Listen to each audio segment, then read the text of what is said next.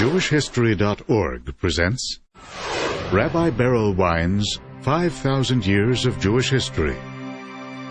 One video clip at a time. Now for a special clip, the story of Hanukkah. In 165 before the Common Era, the Seleucid emperor of the north is a man called Antiochus Epiphanes.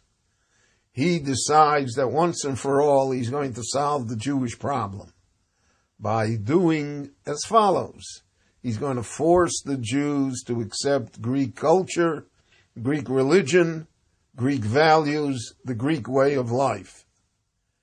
And therefore, through force, through his army and his secret police, he forbids circumcision, he forbids the keeping of the Sabbath on Saturday, and he forces Jews to eat swine and non-kosher foods. Now, he's aided and abetted in this program by a group of Jews themselves. This group of Jews, called the Hellenists, they really believe that the wave of the future is Greek culture, that Judaism is an anachronism, it's doomed to die, and that we have to become Greeks. And therefore, they say no to all of the ideas of Judaism. No more monotheism, we will worship gods. No more dietary laws, no more circumcision, no more Sabbath. Forget all of that. We're going to be just like the Greeks. This is a phenomenon that occurs throughout Jewish history, that there always is a portion of the Jewish people who are willing to negate their own tradition and their own values in favor of some new idea or new wave of values that they think is going to conquer the world. All of Jewish history shows that this is a recurring situation. There always are groups of Jews that somehow believe in the wave of the future and are willing to turn their backs on tradition and Jewish values. And eventually they fail, but it's a tragic situation because so many Jews are lost that way, and the wasted effort that could have been put in to developing a true relationship with the non-Jewish world is squandered in imitating the non-Jewish world. Now, 165 before the Common Era, the Jews reached the breaking point. In every town, the Greeks send in an army, a group of soldiers, and force them to sacrifice a pig to the Greek god, whoever that is, Zeus, Apollo, whoever they choose. When they come to the town of Modi'in in the land of Israel, Modi'in, by the way, today is a very large city in the land of Israel, one of the 10 largest cities. But when they come to Modi'in, which then was a village, they come to the family of the Hasmoneans. They come to the family of Mattathias, of Matityahu.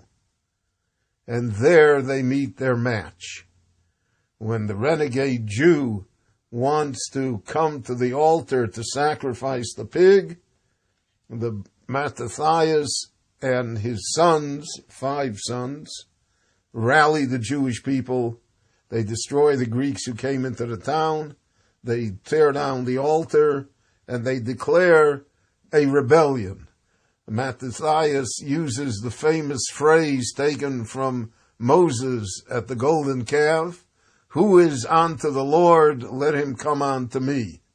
And they rally the Jewish people, and in a 3-year guerrilla war, and finally open battle, they are able to overcome the numerically superior Greeks, and they are able somehow to free the country from Greek rule.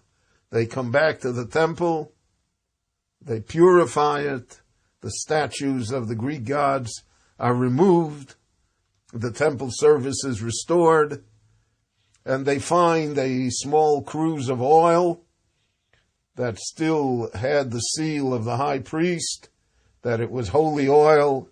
They lit the great menorah in the temple, and the oil, which only was sufficient for 1 day, miraculously burns for 8 days, and that becomes the basis for the Jewish holiday of Hanukkah, the lighting of the candles, of the menorah, of the lights in every Jewish home to commemorate this event, and the reconsecration of the temple and the defeat of the Greeks. Now, it costs great amount of hardship and lives. 4 of the 5 sons of Mattathias are killed in the war. He himself is already dead as well. But his older son, Simon, survives, and he becomes the head of the Jewish people.